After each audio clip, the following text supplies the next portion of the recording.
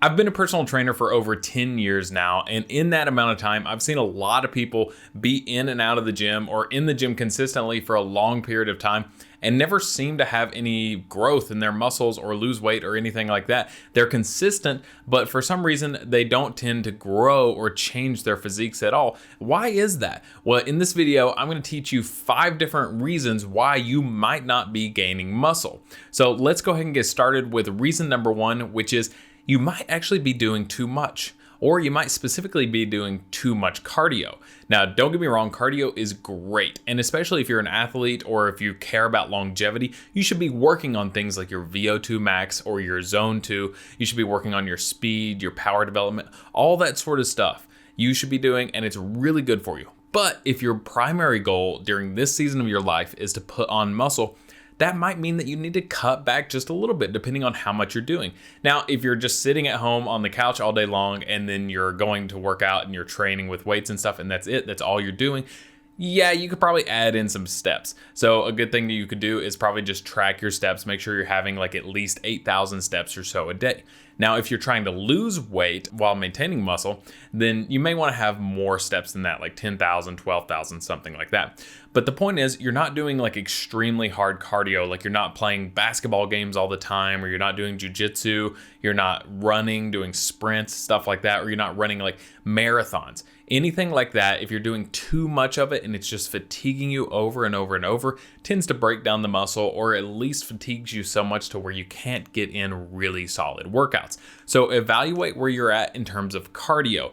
Do you need to cut out some of that? Is that really stunting your growth in terms of muscularity? And keep in mind, you don't have to do it forever. You don't have to cut it out forever, just in this season where you're trying to grow muscle mass. So think about that. That's number 1. Number 2 would be not choosing the right exercises. So that makes a lot of sense. It's just honestly common sense. You got to make sure that you're choosing the right exercises to grow the muscles that you want to grow. So if you want to hit your biceps, make sure you're doing bicep curls. I have another video on the right kind of exercises. I'll link that in the description down below.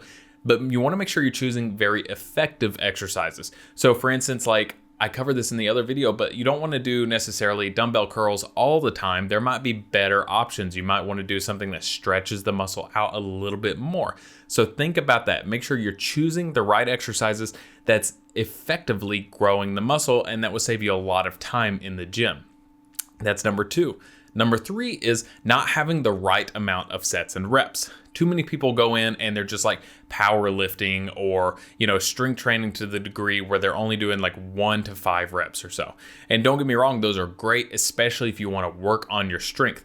But in terms of this video and in terms of wanting to put on muscle mass, that's maybe not the best way to do it. A better way to do it would be to have more reps. So really what we say in the industry is about 5 to 30 reps. Anywhere in between that range is going to work really solidly for you.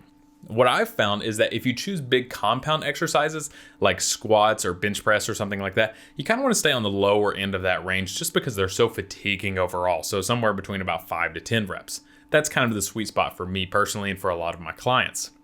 Now, if you're choosing something like a bicep curl or a leg extension or calf raises or something like that, you may want to go more towards the 10 to 20 rep range or maybe even 20 to 30 rep range. Anything above that may be considered junk volume. Maybe it's just not, intense enough.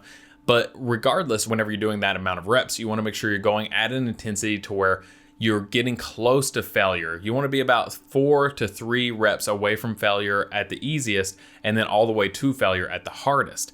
Now, that would be the reps, and we'll talk about that more here in just a second. In terms of the sets, what I like to do is I take this general rule of thumb that we're finding out in research is that if you do between 1 and 5 sets on a muscle group per week, that's good enough to maybe maintain. And if you're a beginner, also probably grow just a little bit. So that means like if you want to grow your biceps, maybe you're doing like 2 days a week of training and you're going in, you're hitting them, for 3 sets one day, 2 sets another day. I think that's totally fine starting off. But if you're more intermediate or advanced, you want to look at getting more than that. So like I said, maintenance / maybe losing a little bit depending on where you're at, 1 to 5 sets per week. Maintenance / maybe gaining a little bit depending on where you're at, about 5 to 10 sets per week. Anything over 10 sets, 10 to 15, is going to really start to grow those muscles significantly. And anything that you really just want to hammer out and just really grow fast or grow, just like really well. Like for me, I've been really working on hitting my delts a lot recently. I tend to go over 15, even into about 20 sets or so per week. So think about that. The 1 to 5 set range, that's like maintaining / maybe losing. 5 to 10 sets per week is like maintaining / maybe gaining. And above 10 is like definitely gaining. So that's what you want to focus on. Now, keep in mind too, whenever you set that up in your program, which is, I'm just going to jump ahead to number 4. That was number 3. Number 4 is having a good scientific program. And we're talking about sets here. Whenever you're setting that into your program, it's hard to hit every single muscle group at 10 sets plus per week. That's just hard to do because that's a lot of sets that builds up over time.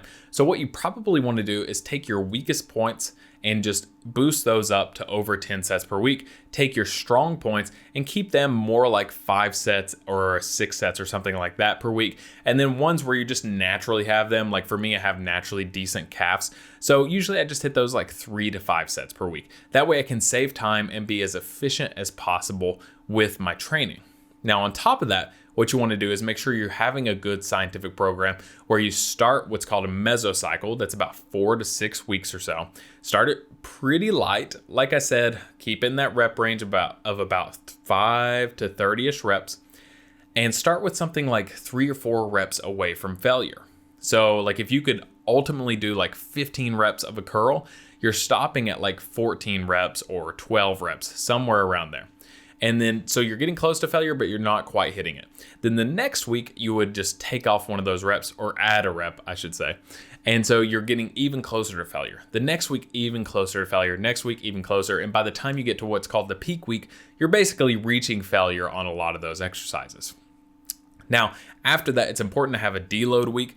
Like I've said in several other videos before, you can either deload fully the week, which means just kind of cut back like by 50% on everything and just relax that week. Still go through the motions, do the lifts and stuff, but they should be easy. Like we're talking like 2 sets of like 5 to 10 reps. And if you're normally doing 100 pounds, do like 50 pounds. So it feels like you're literally just going through the motions. It's like kind of like a warm up kind of thing, but you're getting in there, you're doing the work, and that's going to help you kind of recover, especially those specific muscles that are like really like fatigued and stuff. And also your central nervous system. It's going to make you just like really hungry to start getting back in the gym and working out again. That's one way to do a deload. Another way is to auto-regulate it, which is like, hey, my biceps are super sore, but my legs feel great. So maybe I'm going to take a little bit of a break on the biceps for, a couple of days and then hit it hard again, like after that. So it just really depends on what works best for your schedule, what works best for your routines and stuff. Probably the easiest thing is just to go ahead and plan out a deload, especially if you're newer to training. And you don't have to do a full week. You could do like half a week, something like that. So just play around with it, see what works best for you. And then once you get done with that deload, you start over the cycle, but maybe with different exercises, just to kind of change up things and put a little variation into your routine. All right, so that was number 4. And number 5 is not eating enough. If you find that you're just not gaining enough muscle, chances are you're probably just not eating enough, especially protein. I know you probably hear this in a lot of other videos, but this is what the research shows, is that having about 1 gram of protein per pound of muscle mass, so if you weigh 200 pounds, having about 200 grams of protein per day is a really solid idea whenever thinking about trying to gain weight. Research has also showed that you really don't even need that much. You can also have a lot less, like 0.6 to 0.7 times your body weight. So like if you weigh, 100 pounds, just to make it easy, you could have like 60 grams of protein or 70 grams of protein. So if you doubled that, like if you weighed 200 pounds, it'd be 120 to 140 grams of protein per day. And you should still be good. But on top of that, it's important to make sure you're still having enough fats and carbs. You're still having the proper amount of calories. Protein's the most important, along with having the amount of calories. So if you need to gain weight, you have to have a hypercaloric diet. You need to eat more so that you're gaining.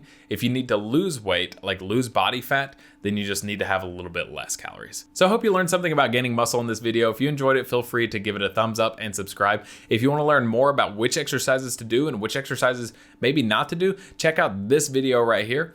And I appreciate you watching, and I'll catch you in the next video.